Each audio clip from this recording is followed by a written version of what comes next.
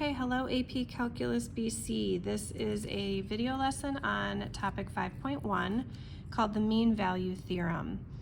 We are on page 2 in our workbook, very first page. And I want to preface this video by saying you will more than likely have to pause to catch up with the writing. There's a lot of sentence writing in this lesson, and rather than me writing it fresh in the video to save time, I just use Post-its to cover up my answers, and so I will reveal them, and then you can pause the video and make sure you have your notes filled in. So what does the mean value theorem say? If f is continuous on the closed interval from a to b and differentiable on the open interval a to b, then there exists at least one number c in the interval from a to b where I rock equals a rock. In other words, the derivative, this would be I rock, would equal the average rate of change over the interval. So we want to see where those would be equal. So some big ideas for mean value theorem. The function f must be continuous and differentiable on the given interval. The function f must be well behaved, no jumps, no corners, cusps, or discontinuities on the interval. MVT guarantees that I rock equals a rock somewhere in that interval. However, we have to keep in mind that MVT is an existence theorem. It guarantees something will occur, but it does not specify where it occurs. We cannot always solve to find the point where the MVT occurs, and we have to keep this in mind. Other times, we will be able to solve for multiple points that satisfy the conclusion. Every circumstance is going to be different. We will approach MVT problems in a similar way as we did IVT. We need to check the conditions, use the endpoints, and state our conclusion. Okay, so here we go, example 1. This one's providing some graphs. It says for each of the functions below, sketch the secant line, which would be a rock, between the indicated points on the graph. Then determine if there is a point on the graph within the interval in which the MVT would apply. In other words, is there a point where a rock equals I rock for the tangent line? If so, sketch the tangent line there. If the MVT would not apply, explain why. Now, I went ahead and underlined a rock equals I rock. What that means is they would have parallel slopes, same or parallel slopes, okay? So, sketching in the secant line, I'm going to use my the edge of my Post-it notes here. Feel free to use a credit card or an ID or whatever you've got handy. To draw in my secant line, I'm going to connect the point 8, 6 to the point 0, 1. Okay, so there's my secant line. Now what I want to try to do is, keeping my Post-it note block at the same slope, what I want to try to do is just gradually bring it towards the edge of my curve, right about there. Notice I didn't change the slope. I'm not turning the Post-its. I'm keeping the same slope, and I'm just getting to the edge of my curve. What I would do there is then draw in the secant line as best I can. I'm going to put arrows on that one. And finding approximately where that tangent point would be, I'm going to say that it's approximately at 5. All right, now the next graph to the right, if I try to connect and make my secant line, I can definitely do that. Okay, however, there's a big jump in the graph. The MVT does not apply because of the jump discontinuity at x equals 4. So again, pause the video if you need to write that down. All right, the next graph, let me lower my camera here. All right, the next graph, I can go ahead and connect my points to make my secant line. That would be for a rock. There we go. And then I'm going to keep my Post-its at the same slope and just try to get to the edge of the curve. I'm almost there, right about there.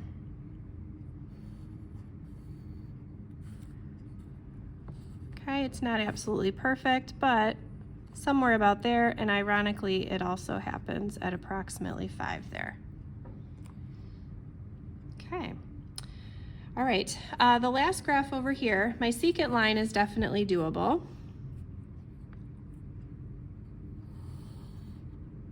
Okay, but as I go down, all of a sudden, I've got some issues here, okay? So the conclusion here is that MVT does not apply because of the corners at x equals 3, x equals 5, and x equals 7. All right, moving on to the other side. As you can see, I have a ton of Post-its covering up the different parts of my solutions. All right, so example 2 says, given this equation, determine if the mean value theorem can be applied on the interval between 2 and 6. If the MVT does apply, find the number C that satisfies the MVT on the given interval, okay? Well, we first need to determine if it is continuous and differentiable, okay? What we know about this function is that it is a polynomial, and back in Algebra 2, we learned that polynomials are continuous and therefore differentiable. So that's our first statement. Since f of x is a polynomial, then it is both continuous and differentiable on the interval between 2 and 6, thus the MVT can be applied. Now, actually applying the MVT, step 2, we want to figure out where is IROC equal to AROC. So what I first did was I found AROC by doing the average rate of change on the interval between 2 and 6, and applying those numbers, I get 2. Now by finding f of 6, I'm just substituting 6 in for x, and that got me 12. For f of 2, substituting in 2, and that got me 4.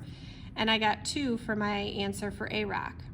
Now we want to find the value C where IROC is going to be equal to that. So the next step is to find the derivative of the function f, which if you're using C, because it wants us to find the value C, our derivative is 2x minus 6, but we're going to use C instead of x. We are then going to set that equal to the value of AROC that we got, and then solve that equation, and we have now found our value of C that satisfies the MVT on that interval. Okay, now the next part gives us a nice big table comparing the differences between IVT and MVT, and I think this is going to be really helpful for you. So again, pause the video and fill things in as you go. I want the video to be as short as possible, and you can go at your own pace. For IVT, the only condition was that it had to be continuous. And what we looked for is just the function value, not the derivative. What to look for is also questions about a function value not found in the table. So we're looking for where something might happen, like if we were looking for 0 on this table. Okay, let's continue with that column, and then we'll go back and we'll do MVT. So it says a bug is moving along the x-axis. The bug's velocity is differentiable and selected values are given in the table above. Is there a time t between 0 and 9 such that the velocity is equal to -1? Give a reason for your answer. Well, we're told that it's differentiable, okay? So the first part is saying since v of t is differentiable on 0 to 9, it is also continuous on that interval. Notice the open interval for differentiable, closed interval for continuous. V of 9 is equal to -1. I'm sorry, this should say v of c. For a second I was a little bit confused. That's my little typo there. All right, so v of c is equal to -1. That's what we're given here. That's what we want to find. V of c equals -1 is somewhere in between v of 9 equal to 4 and v of 0 equal to 5, because somewhere in between 5 and -4, you would have to pass through -1. And I just kind of added a little note here, placed between the function values of the endpoints. Now, that's just our work. That's just sort of our thought process, okay? The actual conclusion at the bottom would say something like this. Since v of t is continuous on the interval from 0 to 9, the IVT guarantees that there is a time c between 0 and 9 such that v of c equals -1. So this is more just a review, that first column, but it's also going to help us compare it to the MVT.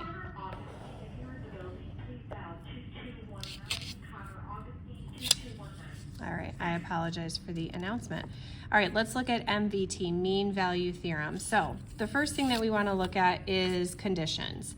It's not just continuity this time, it's differentiable and continuous. But notice that if a problem says it's differentiable, it implies continuity. So it doesn't necessarily have to say both. If it says differentiable, then it already is both.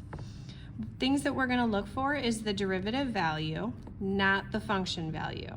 So that's a little different from IVT. And we're going to look for questions about the rate of change of the function given in the table. So here's an example. Again, a bug is moving along the x-axis. Okay, the bug's velocity is differentiable on that same interval, but this time it says, is there a time c on that interval such that a of c equals -1? So a is the acceleration, which is the derivative. So that's what we're looking for, is the derivative value. So that indicates here that we're talking about MVT and not IVT. So here's what our work would look like. So our thought process that saying since v of t is differentiable, it's also continuous, and then we would do our average rate of change work to be able to find the derivative. And that would get us the -1 that they were asking for here, and that equals the acceleration. Now our overall statement, let me move my camera down, would look like this. Since v of t is differentiable from 0 to 9 and continuous, the MVT guarantees that there is a time c between 0 and 9 such that the acceleration equals the derivative of the velocity, which looks like this with my work, equals -1. All right, let's go to the next page.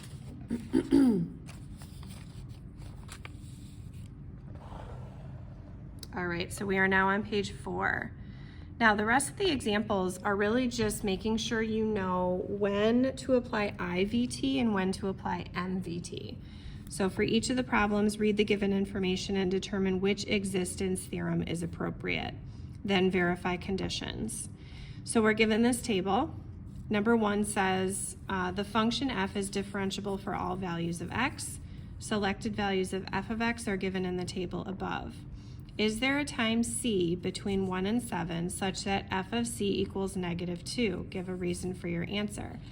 Well, what we first need to talk about is this is asking for a function value. This is not saying derivative at all. So this is not the MVT, this is the IVT. So, revealing my answer here, we would say since f of x is differentiable on the interval between 1 and 7, it's also continuous on that same interval, thus the IVT can be applied. F of c equals -2 is between the endpoints of f of 7 equaling -4 and f of 1 equaling +8. So you don't have to specify specifically where it lies in between. It's somewhere in that full interval between 1 and 7. All right, part B says, is there a time r in that interval such that f prime of r equals -2? Now here, because they're talking about the derivative, this is where MVT can be applied. So I'll go ahead and reveal that answer. Since f of x is differentiable on 1 to 7, it's also continuous on 1 to 7. You'll notice the repetition here. Thus, the MVT can be applied. And then I show f prime of r would look like this, and I get the -2. All right, moving on to number 2. For time greater than 0, the velocity of a particle moving along a straight line can be modeled by the differentiable function. Selected values are given in the table. Must there be a time k between 2 and 11 such that a of k equals -1? Give a reason for your answer. I want you to think about this one for a moment. Pause the video if you have to and ask yourself if the IVT or the MVT is applicable here. So because we are starting with the velocity, you'll notice in the table it's v of t, and then they're talking about a of k. That's the derivative, which means they're talking about the MVT. So Since v of t is differentiable on the interval between 2 and 11, it's also continuous between 2 and 11. A of k is the derivative of v of k, which would look like this, v of 11 minus v of 2 over 11 minus 2. Plug in your values just like we've been doing, and we get -1. Okay, notice I put MVT here. I don't think I pointed that out on number 1. All right, example 4. Perhaps for this one it might be a good idea to again pause the video and see if you can figure it out on your own. The function g is differentiable for all values of x. Selected values are in the table. Is there a time c between 0 and 6 such that g prime of c equals 2? Give a reason for your answer. So again, because they're giving us the function g of x and then they're asking us about g prime of c, that's the derivative, which means they're wanting us to apply the MVT. And so once again, we start with the same sentence. Since g of x is differentiable on 0 to 6, it's also continuous. Thus, the MVT can be applied. And there's your work for the MVT using average rate of change. All right, let's flip to the back. Okay, example 5. All right, the function f prime, so notice they're giving us f prime, is differentiable for all values of x. Selected values of f prime of x are given in the table. Can you guarantee a time k between 2 and 15 such that f prime of k equals 5? Give a reason for your answer. Well, be very careful with this one, even though they're talking about values such that f prime of k equals 5, they already gave us the derivative in the original table. So they're just simply asking for function values. We're not actually dealing with finding the derivative here. So this one is IVT. Since f prime of x is differentiable on 2 to 5, it's also continuous. Thus, the IVT can be applied. F prime of k equals 5 is between f prime of 2, which equals 1, and then the other endpoint, f prime of 15, which equals 6. So remember, we're only giving the far endpoints for IVT. You don't have to specifically find where it occurs, okay? The IVT guarantees there's a time k on that interval such that f prime of k equals 5. It would occur somewhere between 1 and 8, and then it would also occur somewhere between -4 and 6. But we don't have to specify those times. We can just say IVT guarantees it happens somewhere between those endpoints. All right, example 6. We only have a couple left. For the interval between 0 and 8 hours, the rate that people leave a museum can be modeled by the differentiable function L prime of t, where L prime is measured in people per hour. Selected values of L prime are shown above. Notice this is a derivative, okay? So it says, do the data in the table support the idea that L double prime of c equals 0 for some value of c between the 0 and 8? Give a reason. Well, because we started with the original function and we're looking at the derivative function, this would be MVT. So I'm starting again with the same thing. Since L prime of t is differentiable on 0 to 8, it is continuous, and thus MVT can be applied. And then I go ahead and apply it. So L double prime of c would look like this using my endpoints, L prime of 8 minus L prime of 0. Plug in those values and we get 0. The MVT guarantees there is some value c between 0 and 8 such that, and then I repeat my thought process. All right, the last question is kind of like 2 questions in one. It says, let g be a twice differentiable function. Selected values for g and its derivative are given in the table, and then it introduces a new function h. Let h be defined by this function where we have a composition and then minus 3x. So part A says, show that there is a time c between -2 and 6 such that h of c equals -4. So the first thing that we want to state is that since g of x is twice differentiable, then g of x, g prime of x, and h of x must all also be both continuous and differentiable. That must be stated. This is kind of a three-part question. I've got my condition here, my work in the middle, and my answer and conclusion on the right-hand side. All right, so once we state the condition, then we go ahead and start looking at the actual work. Now, because they're only talking about function values here, we're gonna apply the IVT. In order to do that, we need h of -2, the first interval point, and h of 6, the second interval point. So I went ahead and did my work here to find h of -2 and h of 6 using the composition and the -3x there. So again, pause the video if you want to work those out on your own. And then here's my conclusion. Thus, h of c equals -4 is between h of 6, which is -21, and h of -2, which is 11. -4 is somewhere in between those 2 points. So the IVT guarantees there is a time c between -2 and 6 such that h of c equals -4.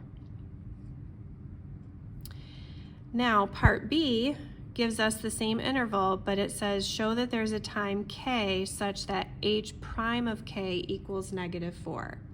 So I know it's repetitive, but we have to say the same condition. Since g of x is twice differentiable, then all three functions must also be continuous and differentiable. And then because they're talking about the derivative here, we need to use MVT, which means I'm gonna go ahead and show my MVT work using the derivative. And I'm gonna say h of 6 minus h of -2 over 6 minus -2. Go ahead and calculate that work, and I do get -4. And therefore my conclusion is that the MVT guarantees there is a time k between -2 and 6 such that, and then I repeat my work there, equaling -4. So I know that was a little longer of a video than I was hoping for. I knew the post-it trick would hopefully help. And so tomorrow on, depending on when you're watching this video, on Wednesday we're gonna do some practice on this to make sure everybody's okay with it. And let me know if you guys have any questions. I'll see you soon. Bye.